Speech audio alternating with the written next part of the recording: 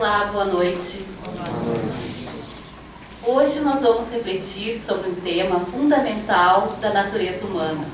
Eu utilizei como fonte de pesquisa para o nosso estudo de hoje o livro Os Prazeres da Alma, de Hamed, e o livro O Poder do Poder do Amor, do Perdão, Poder do Perdão, de Robin Kazarjian. E vamos iniciar essa nossa reflexão com a seguinte questão: se somos livres por dentro, nada de fora poderá nos aprisionar. E esse desejo é um desejo muito humano. Ele faz parte da nossa natureza humana, esse desejo de liberdade. Ao longo dos séculos, diversas escolas literárias, diversas escolas artísticas se debruçaram sobre esse tema com avidez. Diversos filósofos e pensadores também. Então, nós temos lá no século XVIII o filósofo Voltaire, que nos trazia ideias de liberdade. E ele nos dizia assim: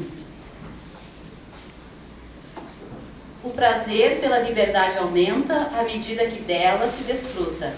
A nossa poetisa Cecília Meirelles, considerada uma das maiores vozes líricas da literatura portuguesa, nos traz versos como: liberdade, essa palavra que o sonho humano alimenta, que não há ninguém que explique e ninguém que não a entenda.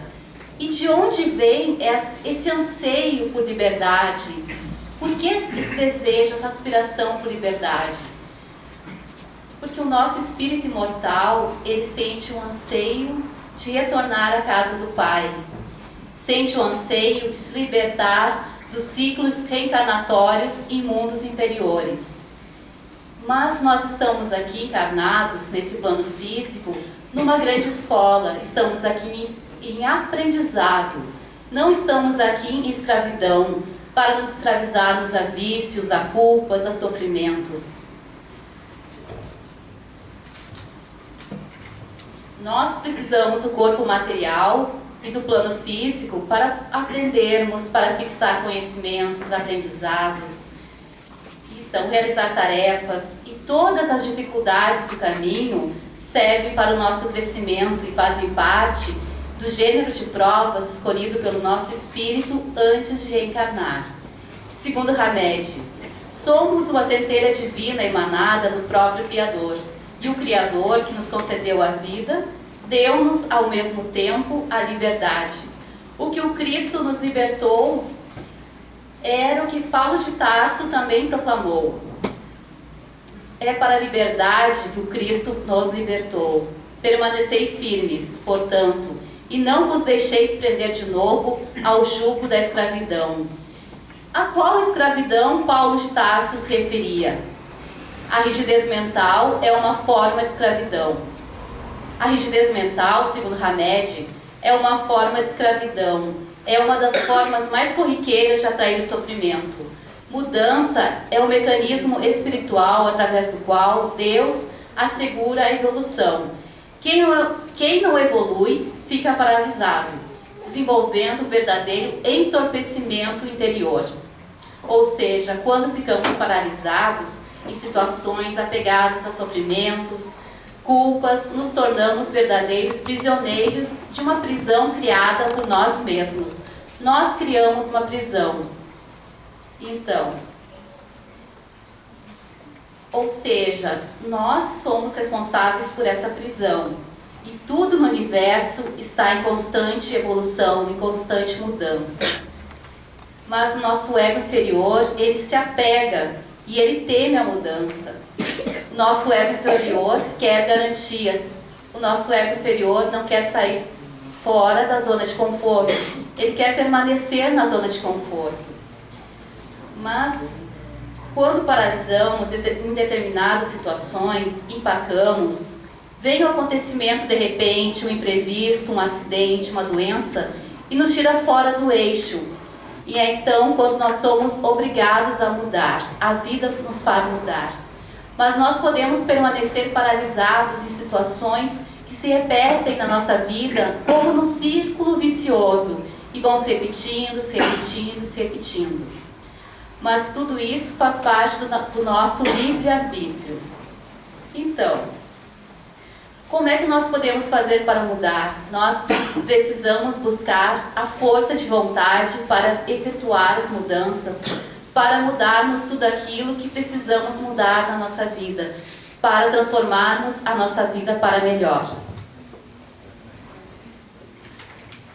Por exemplo, às vezes ficamos presos em relacionamentos abusivos, ficamos em relacionamentos de trabalho, no ambiente de trabalho, em situações insustentáveis. Ficamos reclamando de emprego, ao invés de irmos procurar outro ou buscar uma capacitação. Tudo isso são exemplos de quando nós ficamos nos lamentando, nos queixamos, não procuramos mudar aquilo que nos incomoda.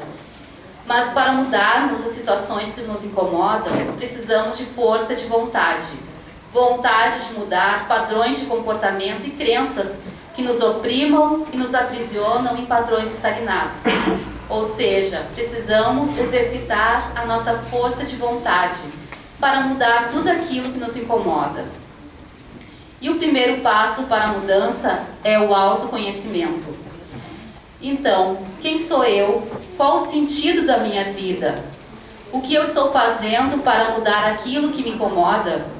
Tudo isso são perguntas, mas para que essas perguntas sejam respondidas, nós precisamos voltar o nosso olhar para dentro de nós mesmos e buscar as respostas. E eu só vou receber as respostas quando voltar o meu olhar para dentro de mim mesmo. E isso é um ato de extrema coragem, mas também é um ato de amor. Precisamos aprender a nos conhecer, colocarmos a nossa energia no momento presente, estarmos aqui e agora, identificando as nossas emoções e os nossos sentimentos no dia a dia, buscando viver com qualidade de vida, saindo fora do piloto automático, organizando a nossa vida, nos permitindo momentos de lazer, boas leituras e qualidade de vida. É isso, é buscarmos um dia a dia mais equilibrado, com espaço para o lazer, para o trabalho, tudo em equilíbrio. Nós podemos também ter mais qualidade de vida nos conectando com a natureza, caminhando ao sol, sentindo a natureza, colocando os nossos pés na terra, olhando, contemplando a natureza.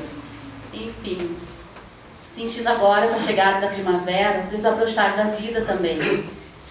Outro ponto fundamental para termos qualidade de vida é exercitarmos a reforma íntima.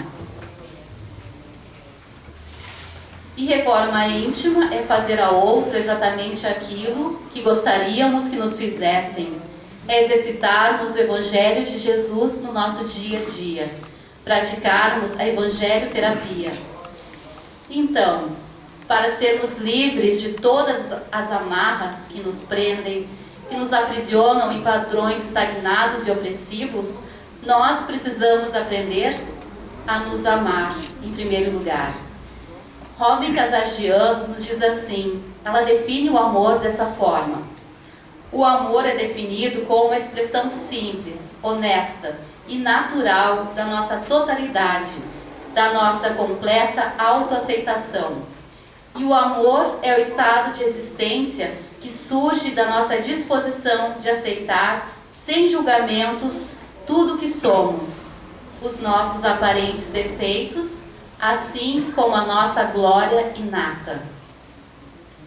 Então, amor e auto-perdão são essencialmente a mesma coisa.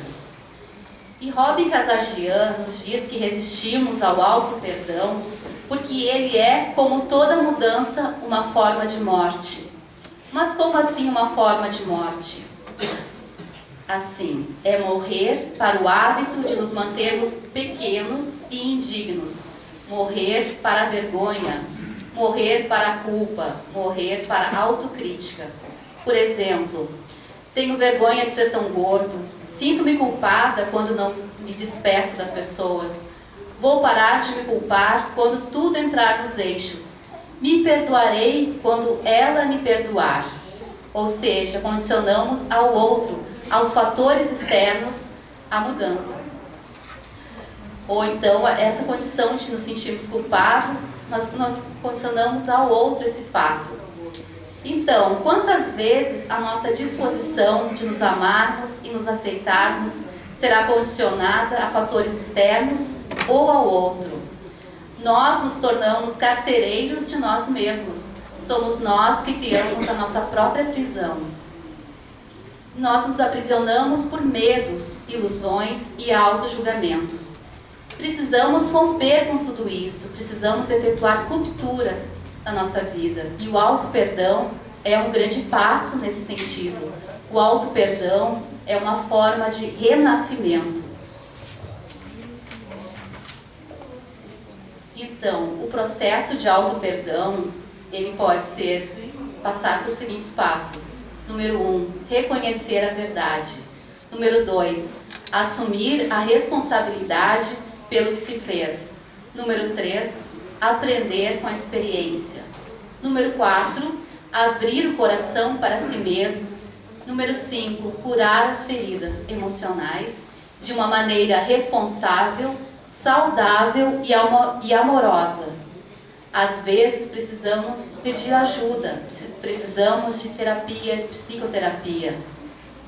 E Robin Casarjian, essa autora, nos diz ainda que a regra de ouro do auto-perdão é: seja gentil consigo mesmo. Mesmo que as milhares de vezes que você se lembrar de ser gentil consigo mesmo possam parecer repetição de palavras vazias, mesmo assim, tente isso. Faça essa escolha de se auto-perdoar várias vezes. Tenha confiança e fé no processo. E voltando à nossa questão inicial, se somos livres por dentro, nada de fora poderá nos aprisionar. Então, somos nós os responsáveis por tudo o que acontece na nossa vida. Nós atraímos com a força do nosso pensamento situações e seres afins, de acordo com a nossa vibração. É a lei de semelhante atrai semelhante. Então, somos nós os responsáveis por tudo aquilo que nós atraímos na nossa vida. E nós somos livres para mudar isso a qualquer momento. Podemos estar presentes aqui e agora e resolver mudar, escolher recomeçar. E como tudo no universo é energia e está em constante movimento, no panteão Nagô, o orixá responsável pelo movimento é Exu. Exu, enquanto energia, é movimento. Ele é responsável pela rotação dos planetas, pela energia do cosmos. Isso tudo tanto no macrocosmo quanto no microcosmo. A energia de Exu está presente também no momento da união do espermatozoide com o óvulo. Então, é por isso que se diz que sem Exu não se faz nada. Então, assim como também precisamos trabalhar o nosso auto-perdão, identificando, aceitando e trabalhando o nosso lado sombra, que Exu nos ajude a trabalhar tudo isso. Tenhamos a força de Ogum para mudarmos, tenhamos o discernimento e a justiça de Xangô, com a flecha certeira de Oxóssi, tenhamos a amorosidade de Oxum, de Iemanjá, de Nanã, com a força, a transformação de Omulu, nós pedimos também a força da mudança de Yansan, Eparrei Yansan. E agora vamos passar para o momento do ritual do fogo.